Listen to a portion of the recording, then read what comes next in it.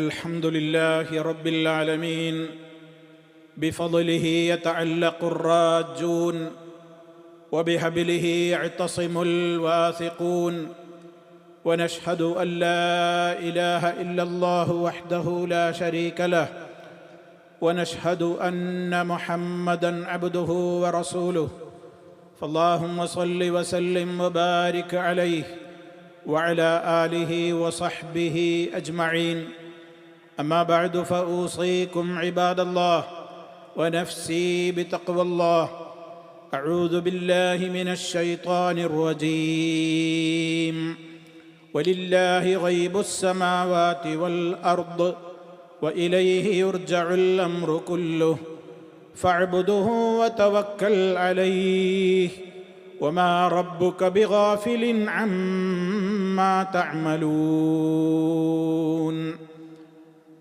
സ്നേഹമുള്ള സത്യവിശ്വാസികളെ, സഹോദരങ്ങളെ, അള്ളാഹുവിനെ സൂക്ഷിച്ച് ജീവിക്കണേ. എല്ലാ അർത്ഥത്തിലും അവൻ്റെ നിയമങ്ങൾ അനുസരിച്ചുകൊണ്ടുള്ള ഒരു ജീവിതത്തിന് വേണ്ടി കഠിനാധ്വാനം ചെയ്യണേ എന്ന് എന്നോടും നിങ്ങളിൽ ഓരോരുത്തരോടും വളരെ ഗൗരവപൂർവം ഉണർത്തുകയാണ്, ഉപദേശിക്കുകയാണ്. റബ്ബ് സുബ്ഹാനഹു വ തആല നമുക്ക് തഖ്വ വർദ്ധിപ്പിച്ചു തന്നുകൊണ്ട് നമ്മെ എല്ലാവരെയും അനുഗ്രഹിക്കുമാറാകട്ടെ. സഹോദരങ്ങളെ, ഒരു സത്യവിശ്വാസിയുടെ ജീവിതം എപ്പോഴും മനസ്സമാധാനത്തോടു കൂടിയുള്ളതായിത്തീരുവാൻ വേണ്ടി അള്ളാഹു നിർദ്ദേശിച്ചിട്ടുള്ള ഏറ്റവും പ്രധാനപ്പെട്ട കാര്യമാണ് അസ്സിഖത്തു ബില്ലാഹ്.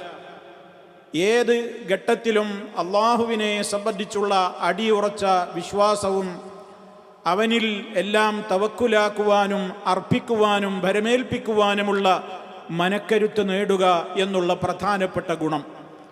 ഏതൊരു വിശ്വാസിയിൽ അതുണ്ടായോ അവന് സുഖത്തിലും സന്തോഷത്തിലും ദുഃഖത്തിലും സന്താപത്തിലുമൊക്കെ അവന് സമാധാനത്തോടുകൂടി ജീവിക്കുവാൻ സാധിക്കും. ഏതൊരു വീട്ടിൽ അതിൽ താമസിക്കുന്ന ആളുകൾക്ക് മാനസികമായി ഈ ഒരവസ്ഥയുണ്ടോ, ആ വീട് എന്നും സന്തോഷത്തിൻ്റെയും സമാധാനത്തിൻ്റെയും ശാന്തിയുടെയും കേന്ദ്രങ്ങളായിരിക്കും.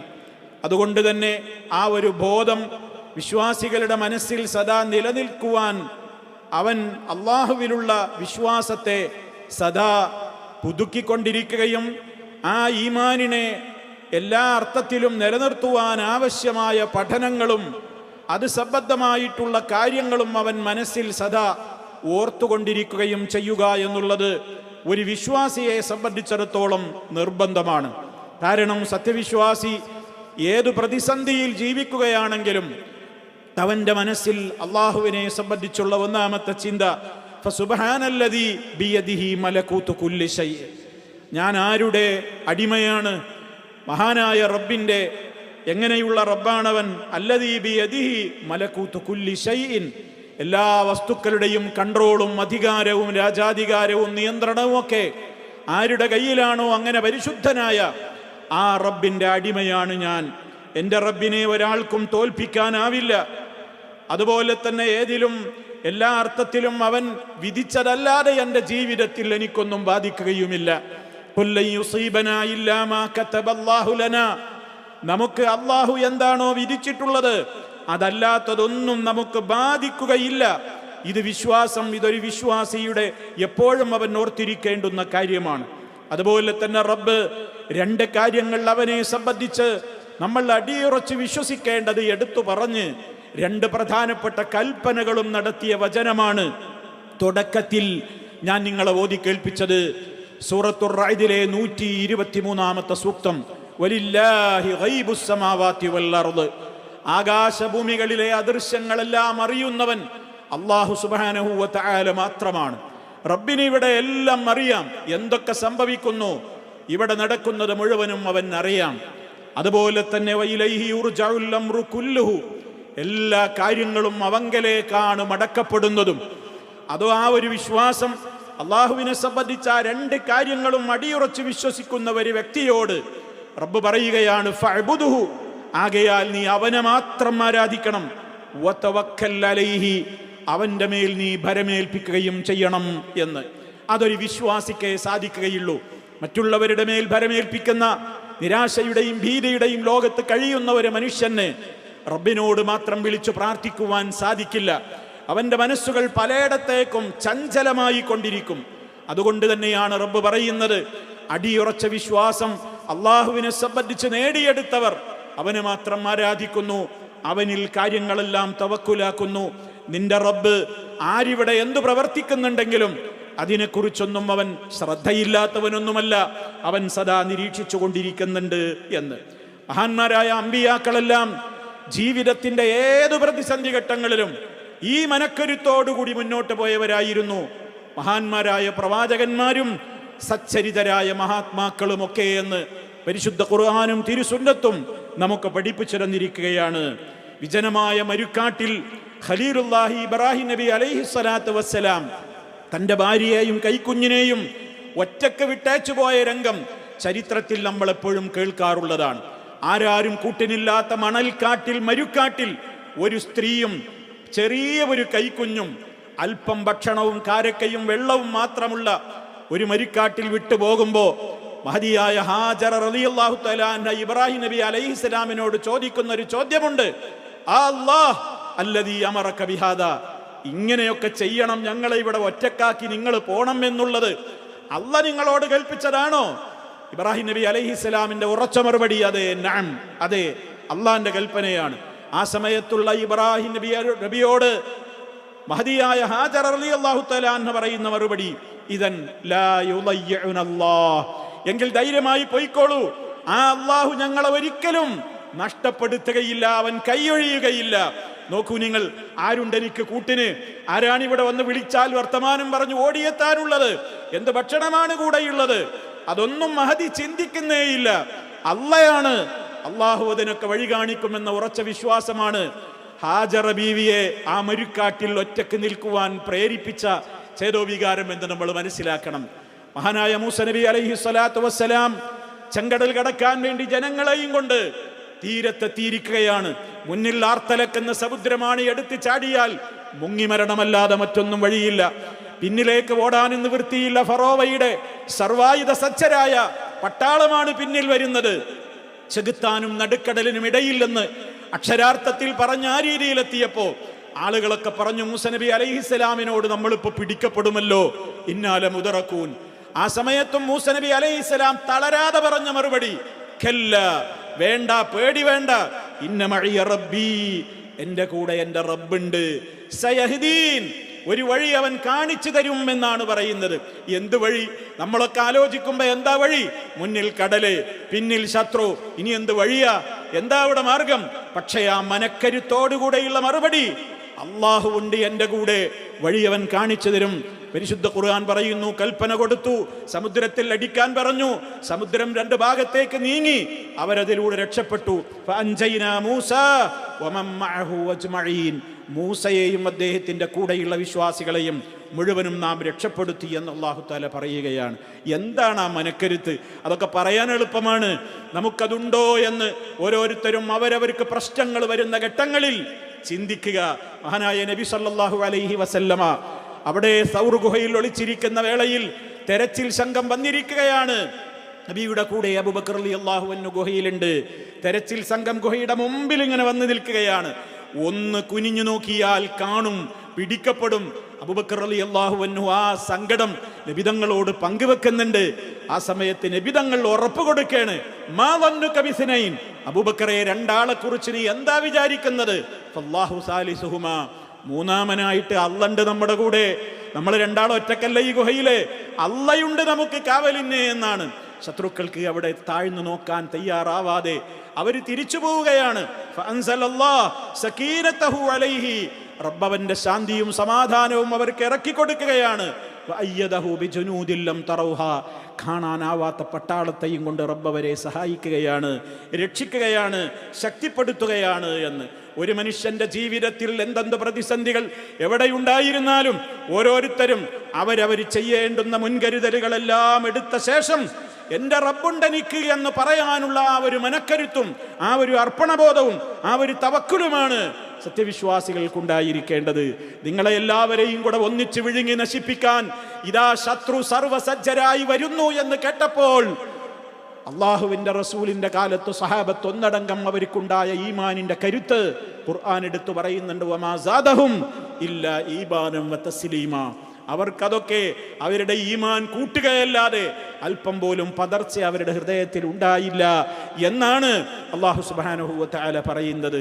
അതുകൊണ്ട് തന്നെ സഹോദരങ്ങളെ, ഈ ഒരു കരുത്ത് നേടിയെടുത്ത ആളുകൾക്ക് വിജയിക്കുവാൻ സാധിക്കും. ആ ഒരർത്ഥത്തിൽ റബ്ബിലെല്ലാം സമർപ്പിക്കുവാനുള്ള ദൃഢമായ ഈമാനിന്റെ വക്താക്കളായി നമുക്ക് മാറാൻ സാധിച്ചിട്ടുണ്ടോ എന്ന പരിശോധനയ്ക്ക് ഈ റമദാൻ കഴിഞ്ഞ വേളയിൽ നമ്മൾ സമയം കണ്ടെത്തണം. അല്ലാഹു സുബ്ഹാനഹു വ തആല മനക്കരുത്തുള്ള, ദൃഢതയുള്ള, ഈമാനിക സൗഭാഗ്യം ലഭിക്കപ്പെട്ടിട്ടുള്ള നല്ലവരിൽ നമ്മെ എല്ലാവരെയും ഉൾപ്പെടുത്തി അനുഗ്രഹിക്കുമാറാകട്ടെ. അപാകതകൾ അല്ലാഹു പുറത്തു തരുമാറാകട്ടെ. അഖൂലു ഖൗലി ഹാദാ വ അസ്തഗ്ഫിറുല്ലാഹ ലീ വലക്കും ഫസ്തഗ്ഫിറൂഹു ഇന്നഹു ഹുവൽ ഗഫൂറുർ റഹീം. അൽഹംദുലില്ലാഹി വഹ്ദഹു വസ്സലാത്തു വസ്സലാമു അലാ മൻ ലാ നബിയ്യ ബഅദഹു وعلى آله وصحبه ومن تبع هديه أما بعد فأوصيكم عباد الله ونفسي بتقوى الله. അള്ളാഹുവിനെ സൂക്ഷിച്ച് ജീവിക്കണേ. ഒരിക്കൽ കൂടി എന്നെയും നിങ്ങൾ ഓരോരുത്തരെയും ഗൗരവപൂർവം ഉണർത്തുകയാണ്. അള്ളാഹു തൗഫീഖ് പ്രദാനം ചെയ്യുമാറാകട്ടെ. റഹ്മാനായ റബ്ബിലുള്ള അടിയുറച്ച വിശ്വാസമാണ് ഒരു വിശ്വാസിക്ക് ഏത് ഘട്ടത്തിലും തുണയായി ഉണ്ടാവുക എന്നാണ് നമ്മൾ പറഞ്ഞു വരുന്നത്. മുൻഗാമികളായ സച്ചരിതരായ ഒരു മഹാ പണ്ഡിതനോട് ചോദിക്കപ്പെട്ടു, എന്താണ് നിങ്ങളുടെ കൈമുതലായിട്ടുള്ളത്, നിങ്ങളുടെ സമ്പാദ്യം എന്താണ് ജീവിതത്തിൽ? അദ്ദേഹത്തിൻ്റെ മറുപടി, അസ്സിഖത്തു ബില്ലാഹ്, അള്ളാഹുവിലുള്ള അടിയുറച്ചൊരു വിശ്വാസം എനിക്കുണ്ട്. എന്തും വരട്ടെ, എൻ്റെ റബ്ബുണ്ട് എൻ്റെ കൂടെ എന്ന കരുത്ത് എനിക്കുണ്ട് എന്നാണ്. അതുള്ളവരെ പ്രതിരോധിക്കുവാൻ അള്ളാഹു ഉണ്ടാകുമെന്നാണ്. അവരുടെ പ്രശ്നങ്ങളിൽ ഇടപെടാനും അവരെ സഹായിക്കാനും അള്ളാഹു അവർക്കൊരു പ്രതിരോധ നിര തീർക്കും. ഇന്നല്ലാഹ യുദാഫിഉ അനില്ലദീന ആമനൂ. ഈമാനുള്ള ആളുകളെ റബ്ബ് പ്രതിരോധിക്കും എന്നാണ് അല്ലാഹു തആല പറയുന്നത്. റബ്ബ് അവരെ തടുക്കും, റബ്ബ് അവരെ കാത്തുരക്ഷിക്കും എന്നാണ്. ലോകത്ത് എന്ത് പൈശാചികമായ ദുർബോധനങ്ങളും ഭീഷണികളും ഉണ്ടായിരുന്നാലും ഇന്നമാ ദാലികും ശൈത്വാനു യുഖവ്വിഫു ഔലിയാഅഹു, പിശാച് അവന്റെ മിത്രങ്ങളെ പറഞ്ഞു പേടിപ്പിക്കുക എന്നുള്ളതല്ലാതെ റബ്ബിനെ കുറിച്ചുള്ള അന ഇൻദ വന്നി അബ്ദീ ബി, എൻ്റെ അടിമ എന്നെക്കുറിച്ച് എങ്ങനെയാണോ വിചാരിക്കുന്നത് അങ്ങനെയാണ് ഞാൻ അവനോട് ഇടപെടുക എന്നുള്ളതാണ് ഇസ്ലാം നമുക്ക് പഠിപ്പിച്ചു തന്നിട്ടുള്ളത്.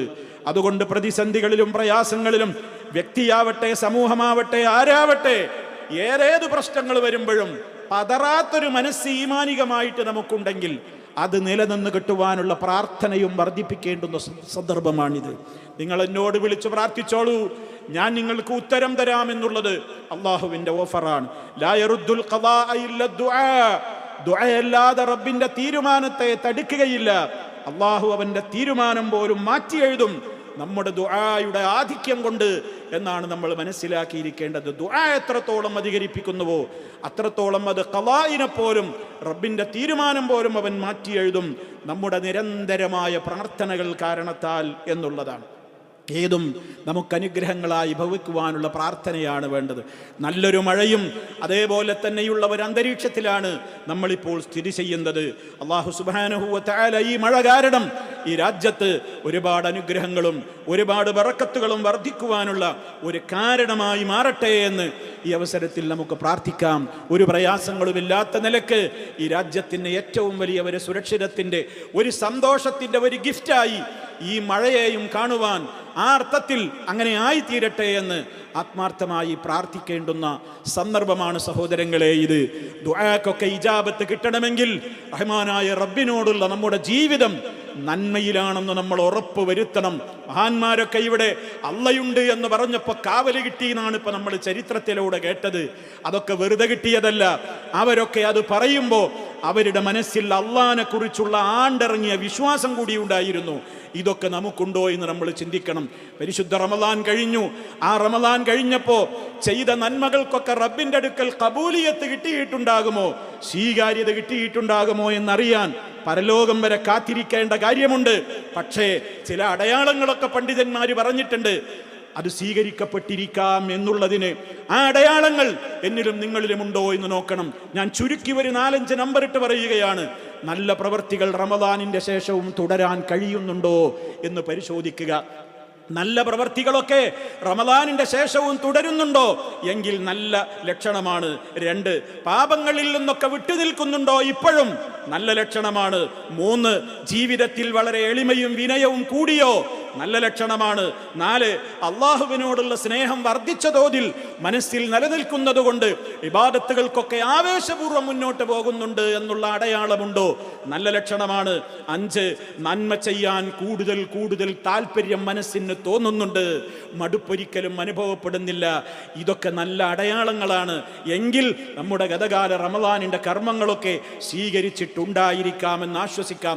അതല്ല, എല്ലാ തിന്മകളുടെയും ഡോറിലേക്ക് കടന്നിട്ടുണ്ടോ, എല്ലാം അവസാനിപ്പിച്ചിട്ടുണ്ടോ, എല്ലാത്തിൽ നിന്നും കൈ കഴുകി മാറി നിന്നിട്ടുണ്ടോ, ജീവിതം റമദാനിന്റെ മുമ്പുള്ള ഒരു ലോകത്തേക്ക് തിന്മയുടെ, ചീത്തയുടെ, വൃത്തികേടിന്റെ കണ്ണും കാതും കൽബും നിയന്ത്രിക്കാനാവാത്ത ഒരവസ്ഥയിലേക്ക് മാറിയിട്ടുണ്ടോ, അപകടമാണെന്ന് തിരിച്ചറിയുക, പശ്ചാത്താപത്തോടുകൂടി മുന്നോട്ട് പോവുക. അള്ളാഹു തൗഫീഖ് പ്രദാനം ചെയ്യുമാറാകട്ടെ. മാരകമായ രോഗങ്ങളിൽ നിന്ന്, സഹിക്കാനാവാത്ത പരീക്ഷണങ്ങളിൽ നിന്ന് അള്ളാഹു നമ്മെ എല്ലാവരെയും കാത്തുരക്ഷിക്കുമാറാകട്ടെ. എല്ലാ അർത്ഥത്തിലും ഈ രാജ്യത്ത് അല്ലാഹു സുബ്ഹാനഹു വ തആല സമാധാനവും ശാന്തിയും പ്രദാനം ചെയ്യുമാറാകട്ടെ. എല്ലാ അർത്ഥത്തിലും റബ്ബിൻ്റെ കാവൽ എല്ലായിടങ്ങളിലും അല്ലാഹു സുബ്ഹാനഹു വ തആല സദാ വർഷിച്ചു കൊണ്ടിരിക്കുമാറാകട്ടെ.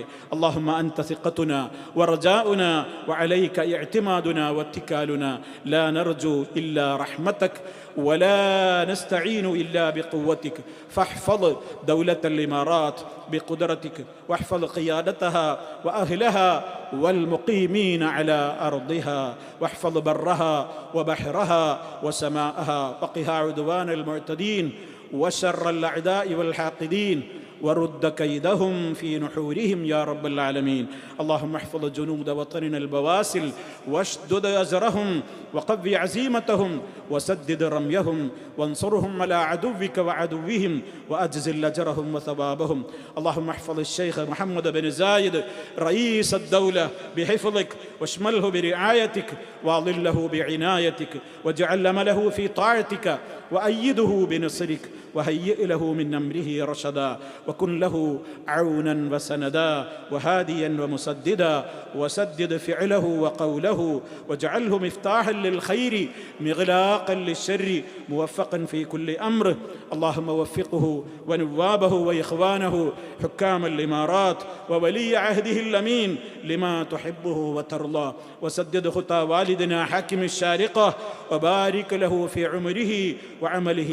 اللهم اغفر للمؤمنين والمؤمنات والمسلمين والمسلمات الأحياء منهم والأموات إنك مجيب الدعوات وقاضي الحاجات. ربنا اغفر لنا ذنوبنا وكفر عنا سيئاتنا وتوفنا مع الأبرار والحمد لله رب العالمين.